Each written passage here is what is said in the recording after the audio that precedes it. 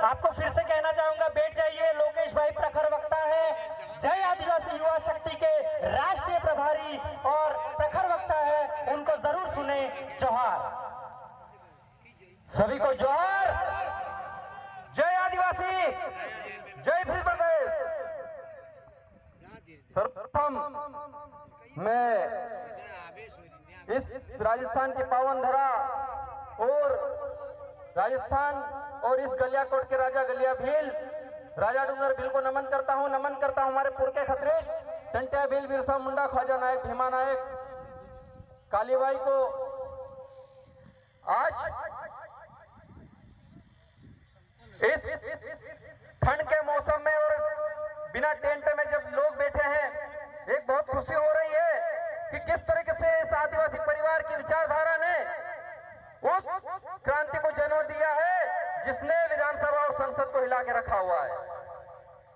आपके यहाँ के जो दो विधायक हैं जिसको समाज ने चुना और समाज की बातें वहां पर करते हैं, उन कांग्रेस और बीजेपी के जो लीडर हैं जो आदिवासी समाज से आते हैं और कांग्रेस और बीजेपी के टिकट पे विधायक बन के गए हैं, उनको इन दोनों विधायकों ने बोलना सिखा दिया, आदिवासियों के लिए लड़ना सिखा दिया।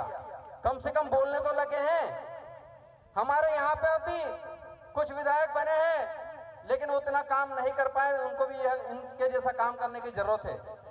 अभी देख रहा था, हम कुछ दिन पूर्व यहाँ पर आपके बेंडका में आए थे और बेंडका में जिस तरीके से वहां पर आदिवासी समाज के लोग एकत्रित हुए थे और अब वहां के जो हमारे भाई हैं दिनेश जी, उन्होंने उन पाखंडवाद को उनकी असलियत दिखा दी, तो सारे लोग सड़कों पे आने की बात कर रहे हैं। दिनेश जी और यहाँ राजस्थान के साथी अपने आप को कमजोर ना महसूस करें। मध्य प्रदेश के सारे युवा, पूरे भारत के युवा आप लोगों के साथ है, जरूरत पड़ेगी पूरा राजस्थान हम लोग जाम कर देंगे।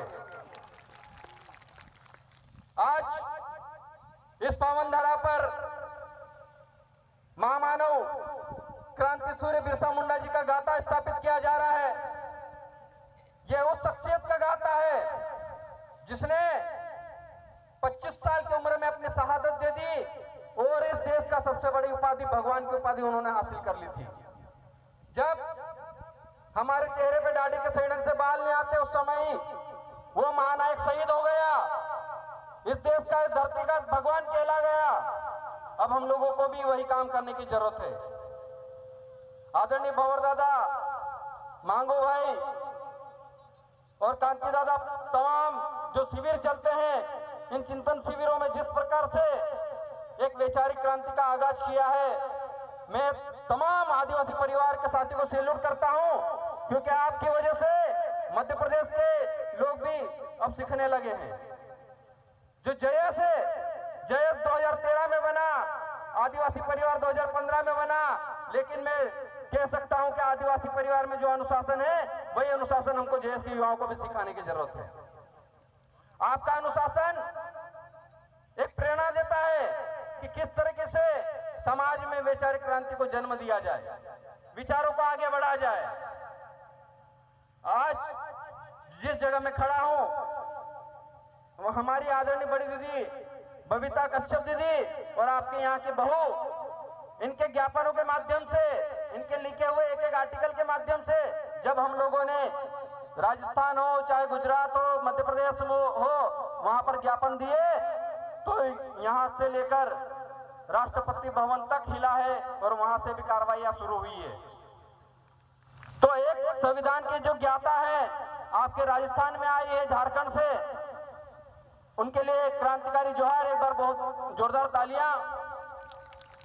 मैंने महसूस किया है क्योंकि जब अब रतलाम में हमारे साथियों को कैद कर लिया गया था, गिरफ्तार कर लिया गया था, उसके पश्चात जब हम लोगों ने ज्ञापन दिया था, आपके राजस्थान से डूंगरपुर से भी ज्ञापन गए थे, उस ज्ञापन का असर यह हुआ था कि इस देश की राष्ट्रपति महोदया ने 26 नवंबर संविधान दिवस पर यह कहा था कि इस देश में सबसे ज्यादा बेकसूर आदिवासी जेलों में बंद है।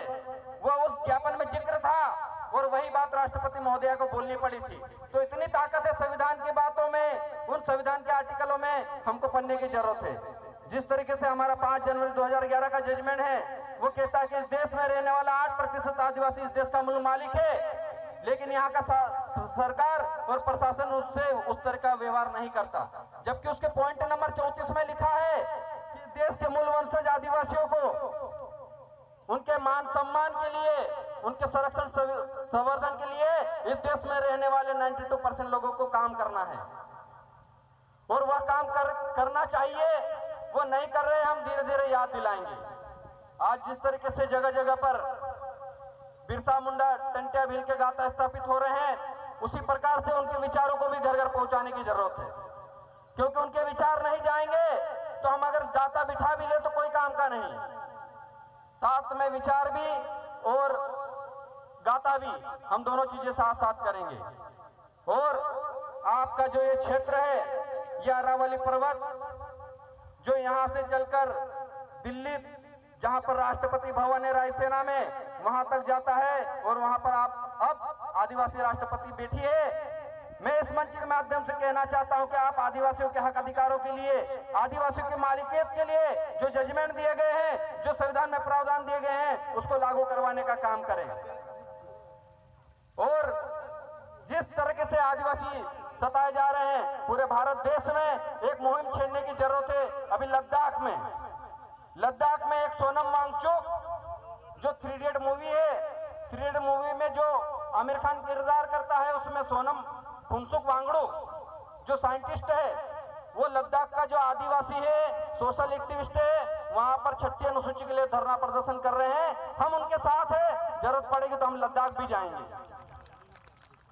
जब बात पूर्वी क्षेत्र की आती है तो दक्षिणी क्षेत्र, पश्चिम क्षेत्र में भी उसी तरह का काम होना चाहिए। हम 5वीं अनुसूची के लिए भी काम कर रहे हैं, हम 6ठी अनुसूची के लिए भी काम करेंगे। इस भारत देश का आदिवासी एक होकर रहेगा।